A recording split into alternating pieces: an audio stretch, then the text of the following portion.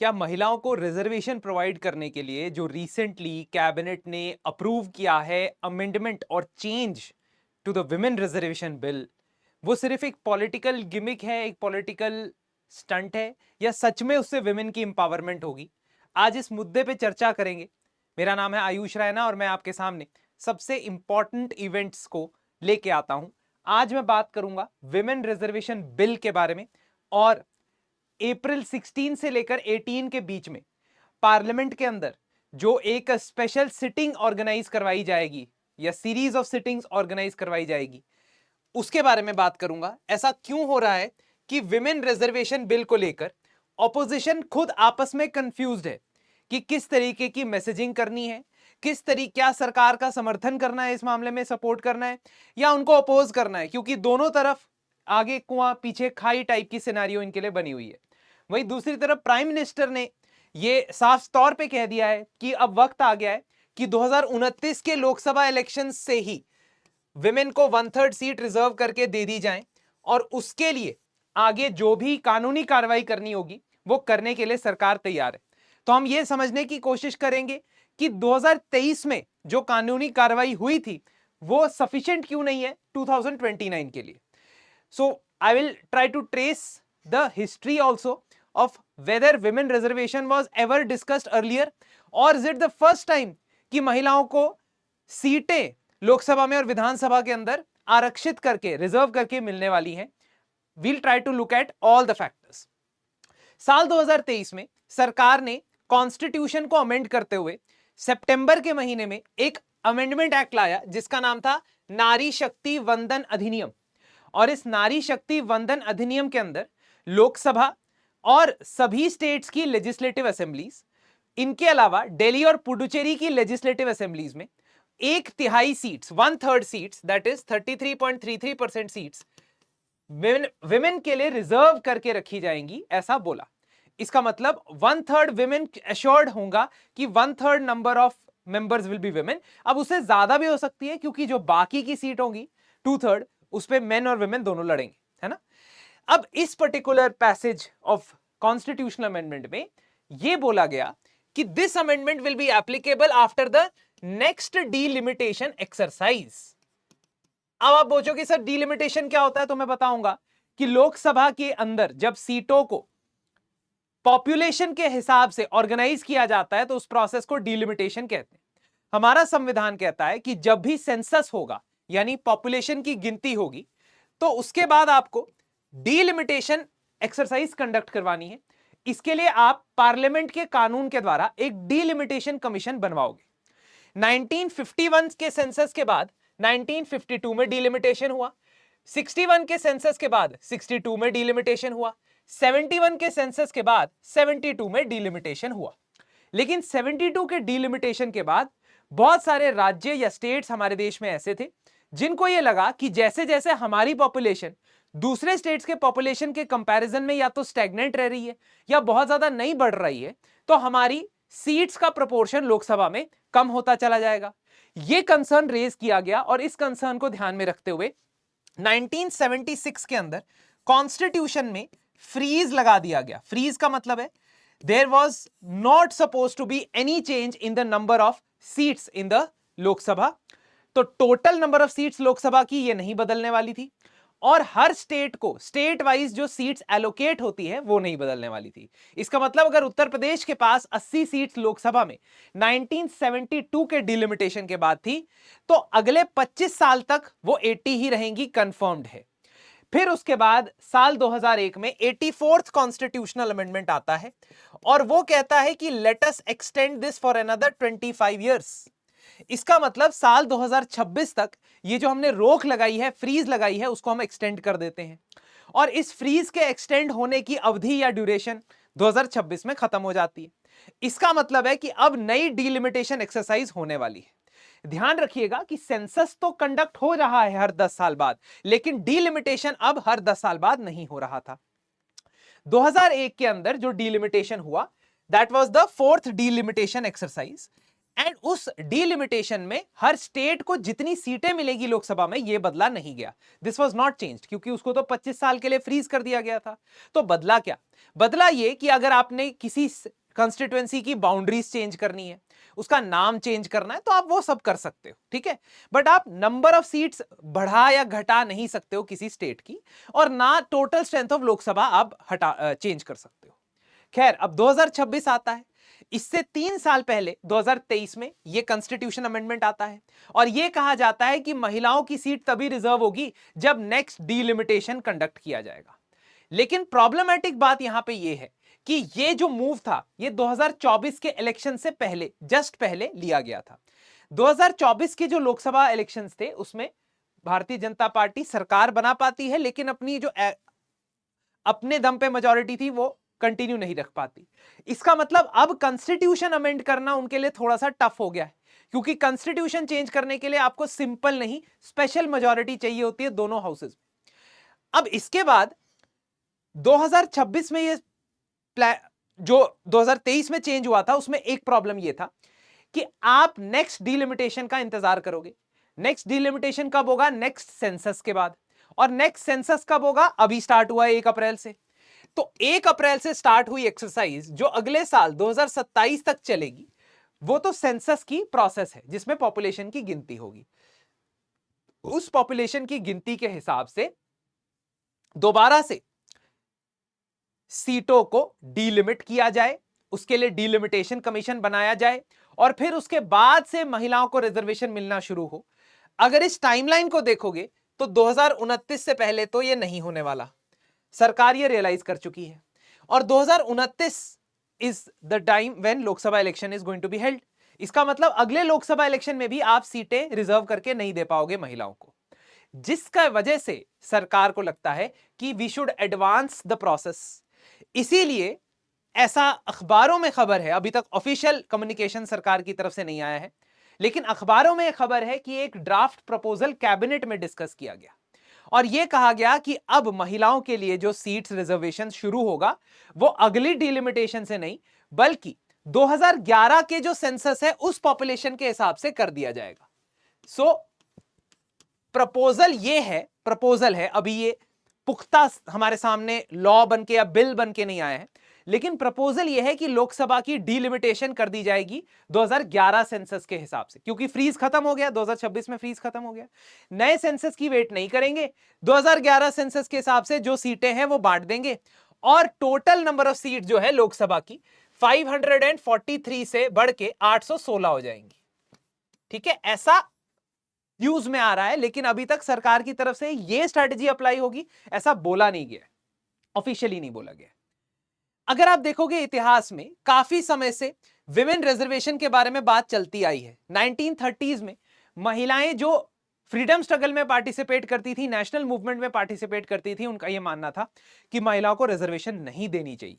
They should be accepted as equal partners in the constituent assembly as well as in the legislatures. लेकिन 1935 के government of India act में हमें पता है कि महिलाओं को वोट करने का अधिकार भी मिलता है और रिजर्व्ड सीट्स भी मिलती हैं, बिकॉज ब्रिटिशर्स को यह पसंद था कि वो सीटें रिजर्व करके देते रहे। खैर, 1947 में कॉन्स्टिट्यूएंट असेंबली में भी जब डिबेट होता है और यह सोचा जाता है संविधान में, लोकसभा में क्या विमेन को सीटें रिजर्व करके देनी है, तो बहुत सारी विमेन मेंबर्स खुद ये कहती हैं कि हमें वो रिजर्वेशन नहीं चाहिए, क्योंकि हम चाहते हैं हमें इक्वल ट्रीटमेंट मिले है। जब अगर हमें रिजर्वेशन मिल गई तो ऐसा समझा जाएगा कि अलग से कुछ लोग आ गए हैं, महिलाएं आ गई हैं जो रिजर्वेशन का की सीट का बेनिफिट लेने।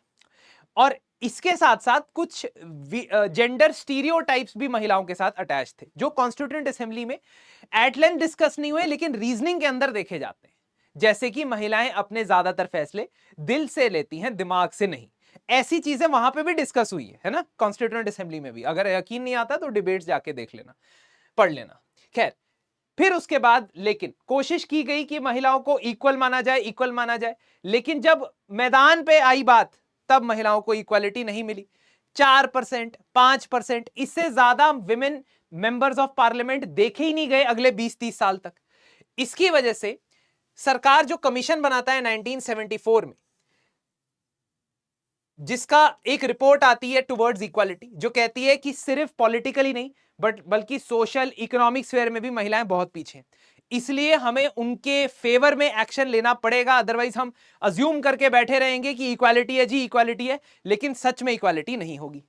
जिसके बाद सबसे पहली बार सीट रिजर्व होती हैं पंचायत और म्यूनिसिपैलिटी में, और 72nd और 73rd constitution 73rd and 74th constitutional amendment act के द्वारा सीट्स रिजर्व की जाती है in local bodies. 1/3 seats, minimum 1/3 seats reserve की जाती है।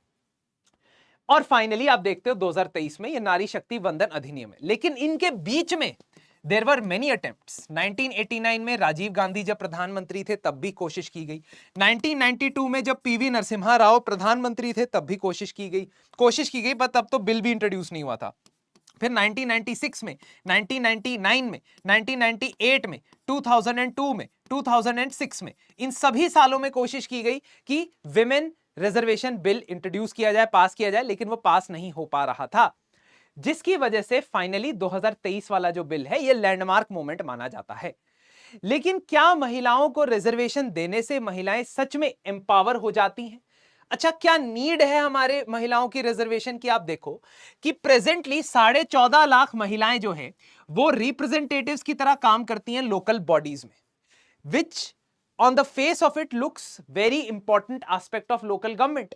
इनफैक्ट रीसेंट टाइम्स में मिनिस्ट्री ऑफ पंचायती राज ने कुछ सर्वेस कंडक्ट किए जिसमें उनको पता लगा कि अगर महिलाएं पंचायत के अंदर चुनी जाती हैं तो उनसे उनका सेल्फ एस्टीम बढ़ता है, जिससे वो समाज में, परिवार में, फैमिली में अपने डिसीजंस, अपने बच्चों के लिए डिसीजंस बेहतर ले सकती हैं। और अगर आप स्टेट लेवल पे देखोगे वही रिप्रेजेंटेशन गिर के 9% हो जाता है। Without reservation we are not electing women to the seats of Lok Sabha and Rajya Sabha, Vidhan Sabha. What is even more striking is the fact that in the recently conducted elections in Assam, Puducherry and Kerala, we found out that women's voting percentage has increased dramatically. 90%, 85% के आसपास women का voter turnout है.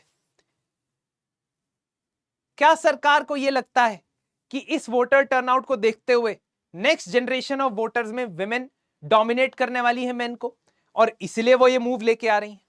दूसरा, recent कई state चुनाव में चुनाव से पहले अनाउंस किए गए महिला सम्मान या महिलाओं के डीबीटी, डायरेक्ट बेनिफिट ट्रांसफर के स्कीम्स, चाहे वो पंजाब में हो, चाहे वो दिल्ली में हो, चाहे वो बिहार में हो, चाहे वो मध्य प्रदेश में हो, द ओजी ऑफ ऑल, चाहे वो महाराष्ट्र में हो, ये काम करता हुआ नजर आया है जब जब महिलाओं को डायरेक्ट बेनिफिट ट्रांसफर प्रॉमिस किया गया है. और अभी वेस्ट बंगाल के इलेक्शन मैनिफेस्टो में भारतीय जनता पार्टी की तरफ से भी 3,000 प्रति महीना महिलाओं को प्रॉमिस किया गया है. तो क्या इन दोनों चीजों को देखते हुए महिलाओं की कॉन्स्टिट्यूएंसी को अट्रैक्ट करने के लिए यह मेजर लिया जा रहा है, या सच में यह इक्वालिटी लेके आएगा? खैर, वक्त बताएगा. लेकिन एक बात तय है, इफ लेफ्ट टू इटसेल्फ, अगर अपने हाल पे छोड़ दिया जाए, जो कि लोग चाहते हैं कहीं, तब इक्वालिटी नहीं नजर आती. क्योंकि आप देखोगे कि पॉलिटिकल पार्टीज खुद ही टिकट नहीं दे रही हैं महिलाओं को. Women candidates in 2024 elections, candidates ही 11% है, स्टेट पार्टीज के द्वारा 14% है, और लोकसभा कंस्टिट्यूएंसी 1/4 तो ऐसी है जहां पे 0 विमेन कैंडिडेट है. आज के समय में भी जहां हम इक्वालिटी की बात करते हैं, 0 विमेन कैंडिडेट है. अगर आप जेंडर इक्वालिटी इंडेक्सेस देखोगे वर्ल्ड वाइड, जैसे कि वर्ल्ड इकोनॉमिक फोरम का जेंडर इक्वालिटी रिपोर्ट है, तो उसके अंदर आप देखोगे कि महिलाओं की पॉलिटिकल रिप्रेजेंटेशन में पहले हमारी रैंक फिर भी अच्छी होती थी, लेकिन इस वक्त आज के समय में वो रैंक इतनी अच्छी नहीं. Across India 4,600 member of parliament और एमएलए हैं, उसमें से सिर्फ 464 यानी 9 पॉइंट समथिंग परसेंटेज विमेन है, which still shows that if left to equality, women are not likely to become members of parliament. अब आप बोलोगे सेक्स रेशियो कम होगा, नहीं, सेक्स रेशियो भी इंडिया का इंप्रूव हो गया है. यानी नेशनल फैमिली हेल्थ सर्वे के हिसाब से 1020 महिलाएं हैं पर 1000 मेल्स, लेकिन तब भी महिलाएं पार्टिसिपेट नहीं कर पा रही. तो अल्टीमेटली अब आपके पास 3 ऑप्शन है जो शायद यूज किए जा सकते हैं, लेकिन अभी तक हमें पता नहीं है कि कौन सा यूज होगा। ऑप्शन नंबर 1 है कि आप 816 सीटें कर दो और कॉन्स्टिट्यूशन में जो लोकसभा का टोटल साइज लिखा हुआ है उसको भी चेंज कर दो। इसके लिए आपको कॉन्स्टिट्यूशन अमेंड करना पड़ेगा, संविधान चेंज करना पड़ेगा। यानी 816 सीटें अगर आपको करनी है तो आपको ऑपोजिशन पार्टीज को साथ में लेके चलना पड़ेगा।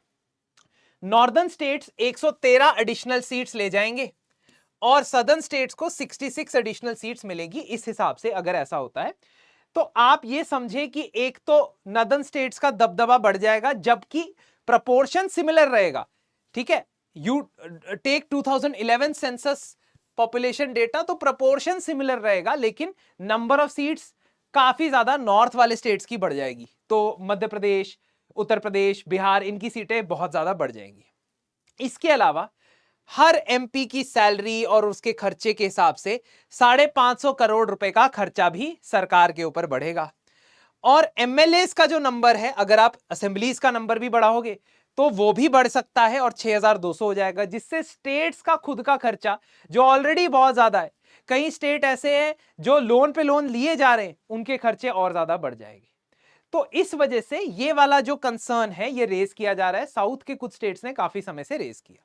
एक और ऑप्शन है कि जो प्रेजेंट सीट्स हैं 550, उसी को रखो और उसी में बस महिलाओं को 33% रिजर्वेशन दे दो।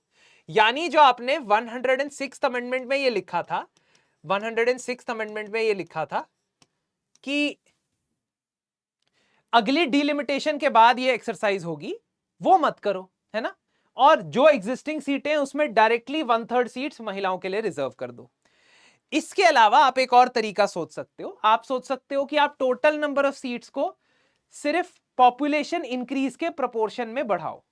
ठीक है, तो आपको अल्टीमेटली क्या होगा कि बीच का रास्ता क्या है कि आपकी जो लोकसभा है वो बहुत ज्यादा नहीं बढ़ेगी, सिर्फ 100 सीटें बढ़ेंगी।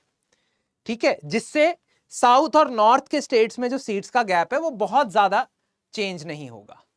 इसके अलावा आपको 217 सीट्स जो है महिलाओं की रिजर्व होके मिल जाएंगी।